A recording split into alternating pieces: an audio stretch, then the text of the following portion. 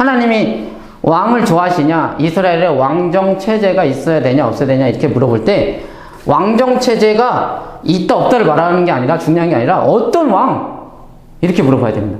이방과 같은 왕 필요 없습니다. 하지만 하나님 나라에 그 아담과 여호수아와 모세와 같은 왕 있어요. 하나님 왕정 체제를 좋아하냐 이렇게 물어봤을 때 우리들의 대답은 하나님 왕을 원하지 않아, 하나님 왕을 원해, 이렇게 대답하는 게 아니라 어떤 왕? 이렇게 물어봐야 돼. 이방과 같은 왕, 아니면 성서에 등장하는 그런 리더십들, 이렇게 물어봐야 된다는 겁니다. 그래서 하나님이, 그런데 얘네들이 나중에는 이런 왕을 원합니다. 이게 문제인데 이걸 원하는 겁니다. 이게 우리의 인생이기도 하죠. 우리의 인생을 우리는 이런 걸 원하죠. 이런 걸 원하는데 이게 문제라는 거예요. 계속 말하는 겁니다. 어쨌든 간에 사사기는 모세, 여호수아와 같은 리더십을 원합니다. 그걸 원해요. 강력하게 원합니다. 그게 나중에 다윗이 나타나는 거예요. 그들의 특징은 하나님과 이스라엘의 언약 관계에 있어서 신실함을 강조했던 리더들입니다. 모세와 여호수아는 하나님의 언약 관계에 신실한 그것을 강조하던 리더들이에요. 반면에 이스라엘 이스라엘도 리더십을 원해요. 왕을 원합니다. 나중에. 그러나 이들은 이런 걸 원합니다. 군사적, 힘적, 전쟁에서 승리하는 리더십. 지네들 때문에, 이것 때문에 이렇게 발생돼서 이렇게 한 것도 모르고 이거를 해결할 왕을 원합니다. 이렇게 하나님과 이스라엘 사이는 점점 멀어져 갑니다. 자, 이 말은 또 부정적으로 생각을 해보면 이스라엘이 왜 얘네들을 원하겠어요? 이렇게 해도 상관이 없게 하려고. 하나님과 언약을 무시하고 살아도, 하나님의 언약을 무시하고 살아도 상관이 없어요. 왜? 군사적 강력한 리더십이 있으면 이방 나라들이 하나님이 심판을 할 수가 없으니까. 이방 나라들을 아무리 심판을 하려고 해도 우리가 이기니까. 그래서 하나님의 언약과 상관없이 살 수 있으니까. 이런 리더십. 자, 이게 우리 구원론과도 연결되는데, 이게 하나님이 견인론, 끝까지 하나님께서 구원하실 자를 위해서 참고 견디신다는 거죠. 그 견인론 같은 거를 할 때 하나님은 우리가 막 살아도 하나님이 방어를 해주시는 이런 사사가 아니에요. 하나님은 이런 사사입니다. 이런 왕이십니다. 하나님의 언약에 신실하게 반응을 하게 하고 하나님께 순종하게 하는 그런 리더십이지, 막 살아도 막아주시는 분이 아닙니다. 이렇게 옆에 막 해도 그 이방의 그 공격을 하나님이 다 막아주시는 이런 리더십이 아니라 애시당초 이럴 필요가 없게 이렇게 하게 하시는 게 하나님입니다. 이해되시죠? 막 살아도 구원을 시켜주시는 분이 하나님이 아니라 막 살지 않게 하시는 분이라고요. 이게 하나님의 패턴입니다. 그러니까 막 살아도 하나님이 구원을 받게 해주시는 그런 리더십을 원하는 거는 사사시대의 사람들이에요. 그게 그렇게 생각을 하면 안 된다는 겁니다. 여기까지 이해가 되시죠? 그 다음 왕정체제를 이제 가는 겁니다. 왕정체제로. 이스라엘의 사사시대는 왕이 없었어요. 이방과 같은 왕이 아니라 하나님의 대리자, 하나님의 언약에 신실하게 반응하게 할 수 있는 여호수아와 같은 리더십이 없었다 이거죠. 자, 하나님께서는 왕정체제를 원하시는가?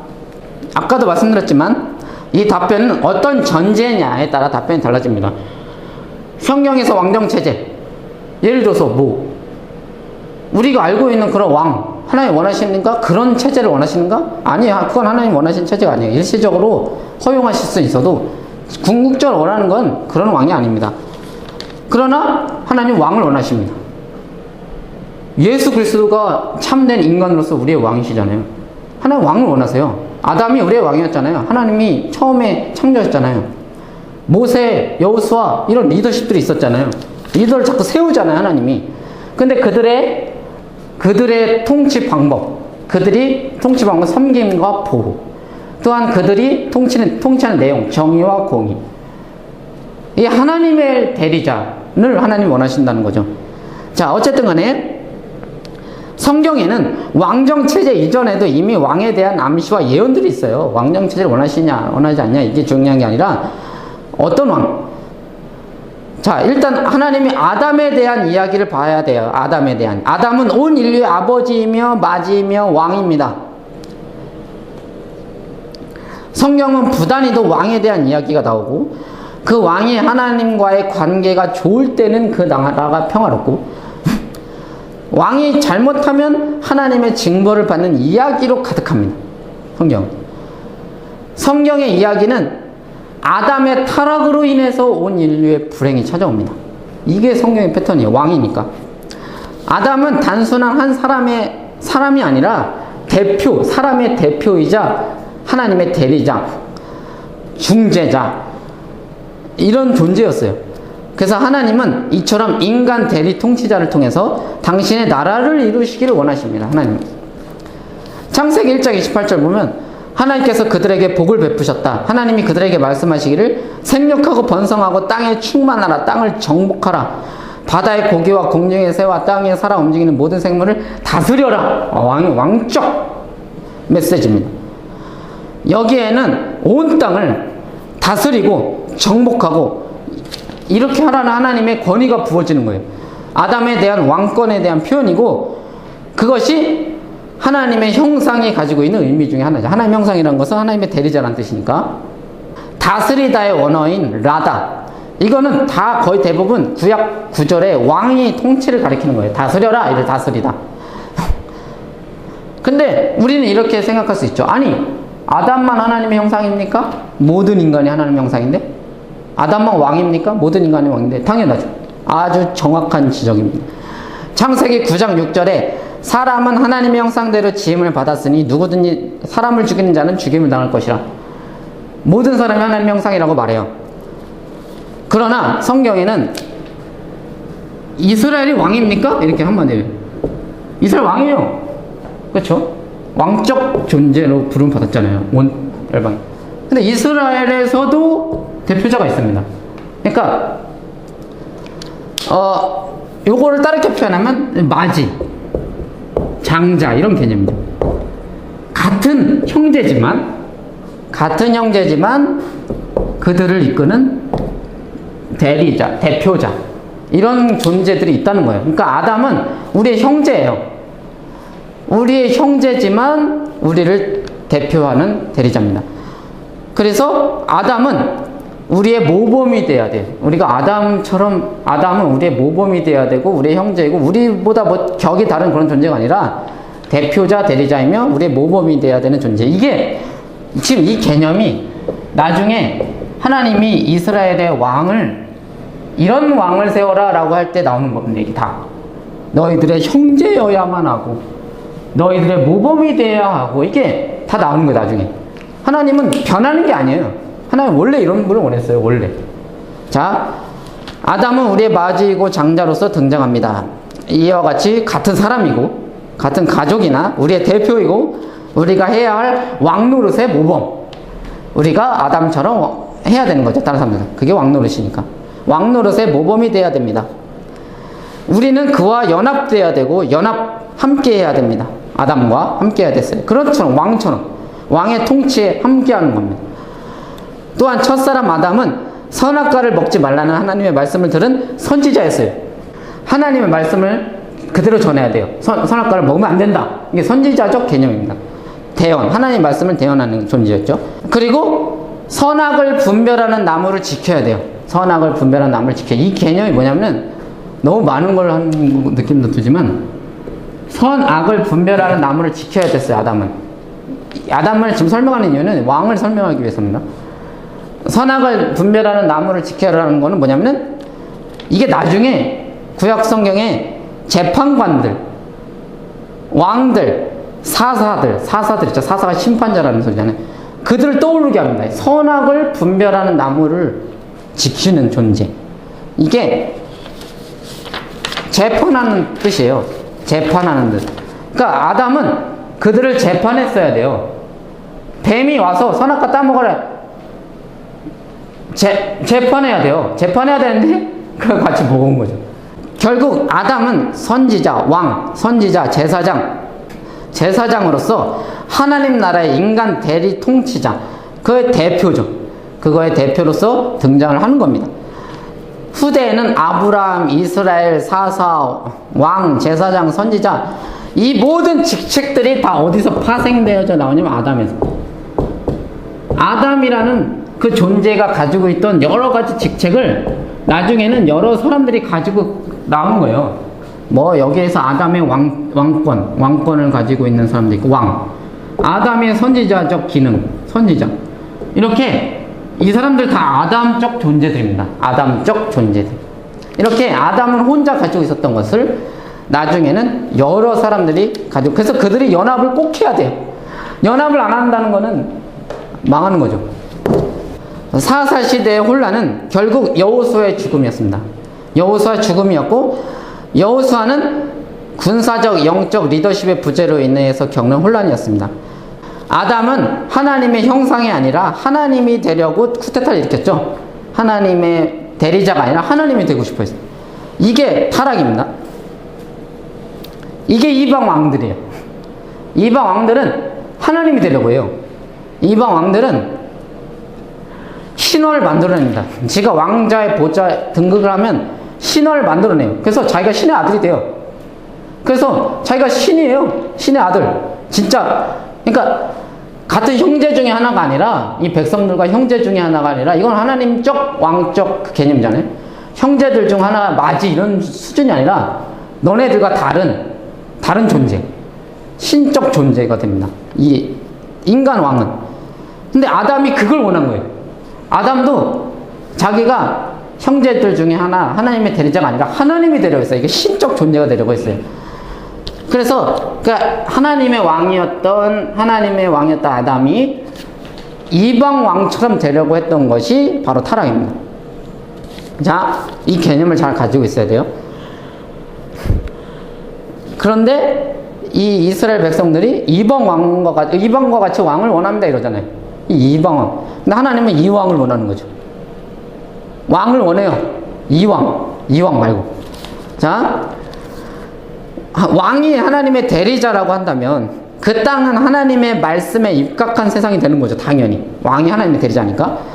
왕이 스스로가 하나님이라고 하면 스스로의 법과 질서를 만들고 세상은 정말 그 이방 왕이 만들어 놓은 그 법 체계 속에서 살아가는 지옥과 같은 곳이 되겠죠. 아담은 하나님의 형상의 마지로서 온 땅을 다스려야 했습니다. 그 다스림은 섬기고 보호하는 것이고, 그게 왕이에요. 그리고 물론 이것은 아담뿐만 아니라 모든 사람들이 해야 할 왕노릇이었죠. 아담을 따라서, 아담의 길을 따라서. 그럼으로써 아담은 온 인류의 모범이 돼야 되는 존재이기도 했습니다. 우리에게는, 자, 아담은 그러니까 아담이 잘해야 되고 아담을 따라야 되고, 이렇게 두 가지를 항상 잘해야 됩니다. 그래서 다윗이 아무리 잘해도 백성들이 안 따라오면 다윗의 통치를, 그건 안 됩니다. 그러니까 이 두 가지에서 항상 우리는 구원을 받아야 돼요.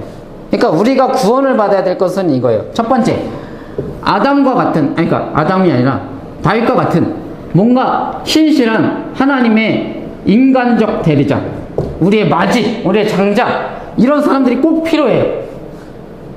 꼭 필요합니다. 그러니까 이게 없잖아요, 지금. 이게 없는 상태잖아요. 그러니까 얘네들이 여기에서 구원을 받아요. 그러니까 이 사람을 하나님 주셔야 돼요. 두 번째는 아무리 이렇게 좋은 사람이 있어도, 아무리 좋은 대리자, 좋은 통치자가 있어도 따라야 돼요, 그 사람을. 그 사람을 따라야 돼요, 백성들이. 그러니까 따름. 그러니까 통치자가 없다면 이 통치자가 생기는 구원을 받아야 되고, 통치자가 있더라도 이제 우리가 그것을 따라야 되는, 따르고 싶어 하고 따르지 못하게 하는 것에서 우리는 구원을 받아야 됩니다. 그러니까 두 가지 구원. 통치자가 있어야 되고 우리가 구원을 받아야 돼요. 그것도 우리가 그걸 원해야 돼요. 따르는. 그래서 아무리 예수 그리스도가 우리의 왕으로 오셨다고 해도 우리는 구원을 받았어요. 그거는 우리 리더자가 있어요. 우리의 마지가 있고 우리의 장자, 우리의 대표자가 있어요. 그러나 우리가 그것을 따르고 싶어하는 그 구원이 또 필요한 겁니다. 이처럼 이 두 방면에 두 방면의 그 구원에 대해서 우리가 생각할 두 방면의 죄가 있어요. 인간에게도 조상의 죄, 그것도 우리 개인의 죄, 그 조상들 따라가는. 그래서 이 두 방면에서 구원을 받아야 합니다. 우리는 우리를 대표하는 대표자가 필요하고, 우리는 스스로 다른 선택, 그 대표자의 선택을 할 수 있는 그런 사람이 되어야 됩니다. 어찌됐든 간에 아담의 타락으로 하나님의 리더십은 아브라함에게 향하고, 아담의 타락으로 하나님의 리더십은 아브라함에게 향하고, 아브라함의 후손에서 왕들이 나올 것을 약속합니다. 창세기 17장 6절 보면 내가 너를 크게 번성하겠다. 이게 아브라함에게 하신 얘기예요. 내가 너를 크게 번성하게 하겠다. 너에게서 여러 민족이 나오고 너에게서 왕들도 나올 것이다. 이미 창세기에서 하나님이 아브라함을 통해서 예언을 하신 거죠. 이 왕은 이방과 같은 왕이 아니라 하나님 나라의 왕이죠. 그리고 이 약속은 누구에게로 향하냐면 유다에게로 향합니다. 유다. 창세기 49장 10절에 보면 임금의 지휘봉이 유다를 떠나지 않고, 임금의 지휘봉, 통치자의 지휘봉이 자손 만대까지 이를 것이라. 권능이 그 자리에 만민이 그에게 순종할 것이다. 이 유다 지파에서 왕이 나올 것이다. 이제 예언을 하는 거예요. 이미 그 이전에, 훨씬 이전에, 지금 사사 이전에, 훨씬 이전에. 그리고 이 유다 지파에서 누가 나오냐면 다윗이 나옵니다. 그래서 다윗과 영원한 왕권을 세웁니다. 시편 89편 3절 4절 보면 나는 내가 선택한 사람과 언약을 맺으며 내 종 다윗에게 맹세하기를 내가 내 자손을 영원히 견고하게 세우며 내 왕을 대대로 이어지게 하겠다라고 했습니다. 자, 처음에 질문. 하나님 왕권 제도를 원하시는가? 왕권 제도를 원하시는가? 예스. 당연하죠. 하나님은 아담을 왕으로 만드셨어요. 그러나 하나님이 만드신 왕권 제도, 하나님 원하시는 왕권 제도라면 오케이지만 아담의 타락적 왕권, 그 니므롯 같은 애들 있죠. 그런 타락한 왕권이라면 이방 왕권 제도와 같은 스스로 신이 되는 그런 왕권 제도라면 완전 노입니다. 노. 그런 왕권 원하지도 않아요. 절대 원하. 그 왕권은, 그 바벨론적 왕권은 무너질 겁니다. 확실하게 무너질 겁니다. 이렇게 우리는 생각을 해야 된다. 이거는 확실하게 이제 이해를 하신 거죠. 그래서 이제 왕권 제도를 요구하는, 그래서 이제 사울 이야기는